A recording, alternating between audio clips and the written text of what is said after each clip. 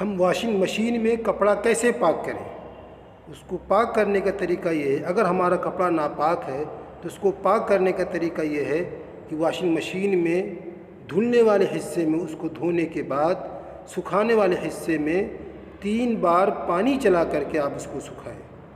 3 بار آپ spin timer کو چلا کر کے پانی بھی چلا دیں، یہاں تک کہ آخر میں پانی بند کر دیں، کپڑا سوکھ جائے۔ اس طریقے سے 2 بار آپ کو اس عمل کو اور انجام دینا پڑے گا، تب جا کر کے آپ کا ناپاک کپڑا پاک ہوگا۔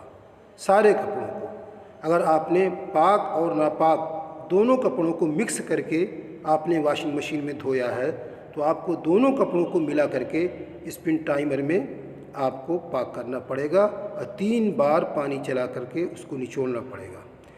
بہتر طریقہ یہ ہے کہ جو کپڑا آپ کا ناپاک ہو آپ اس کو پہلے کسی ٹب میں، کسی بالٹی میں، واشنگ مشین میں ڈالنے سے پہلے اس کو پاک کر لیں۔ گندگی دکھائی دے رہی ہے اس گندگی کو دور کر دیں۔ اگر گندگی دکھائی نہیں دے رہی ہے اور وہ کپڑا ناپاک ہے تو 3 بار اس کپڑے کو دھو کر کے 3 بار نچوڑ لیں۔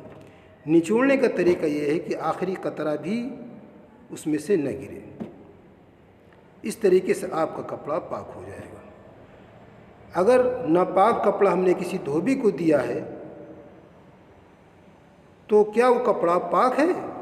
تو اس کا جواب یہ ہے کہ اگر غلبہ ظن ہے، غالب گمان یہ ہے کہ جس دھوبی کو ہم نے کپڑا دیا ہے وہ پاک جگہ دھو رہا ہے اور وہ کپڑے کو پاک کرتا ہے تو دھوبی کو دیا ہوا کپڑا پاک سمجھا جائے گا۔ لیکن اگر غالب گمان یہ ہے کہ وہ دھوبی کسی گندی جگہ دھوتا ہے یا ناپاک طریقے سے دھو رہا ہے، غلط طریقے سے دھو رہا ہے تو اس کو دینے کے بعد کپڑا ناپاک سمجھا جائے گا۔